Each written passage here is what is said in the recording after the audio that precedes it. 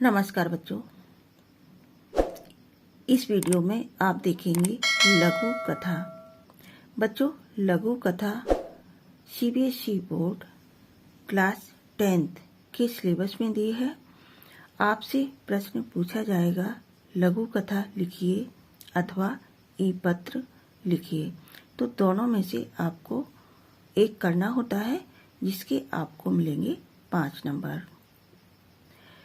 कभी कभी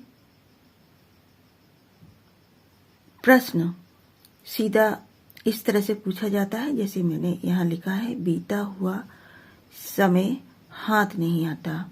ठीक है। और कभी कभी शॉर्ट में 3-4 पंक्तियां दी हुई होती हैं और उसी को आपको लिखना होता है कहानी के रूप में पढ़ा करके।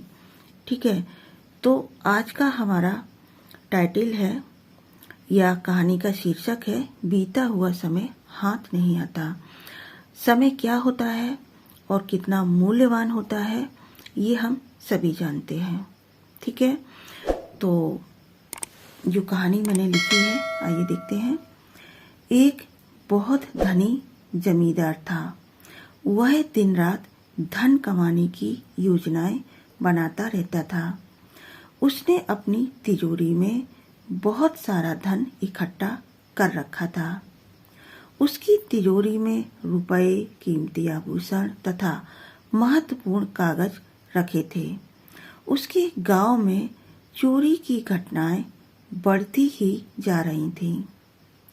एक शुभचिंतक मतलब जो उसका भला चाहता था, एक शुभचिंतक ने जमींदार से सारा धन बैंक में जमा करने के लिए कहा, क्योंकि जमींदार भी चोरी की घटनाओं की वजह से चिंतित रहता था। उसने सोचा कि कल सुबह सारा धन वह बैंक में रखाएगा, किंतु अगले दिन वह पुनः धन कमाने में व्यस्त रहा।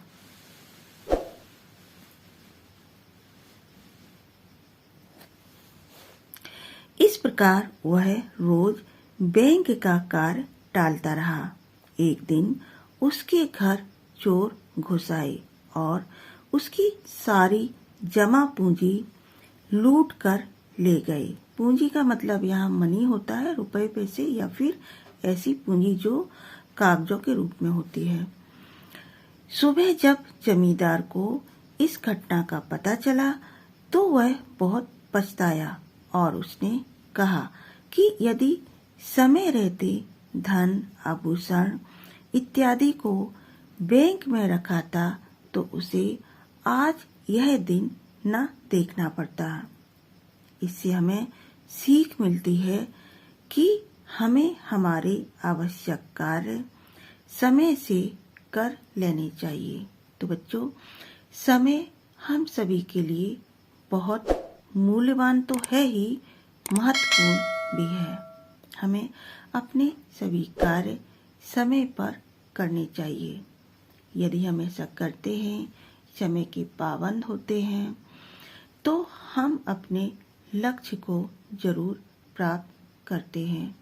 और यदि इस तरह के कार्य जो बहुत जरूरी होते हैं, यदि हम उन्हें टालते रहते हैं, आज का कार्य कल पर छोड़ देते हैं, तो हमें बाद में पछताना होता है, जैसा कि आपने इस कहानी में देखा।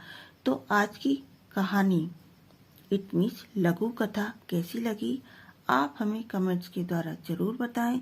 इसके अलावा और कोई लघु कथा यदि आपको चाहिए तो आप हमें कमेंट्स में बताएं, हम उस पर वीडियो अवश्य बनाएंगे। Thanks for watching.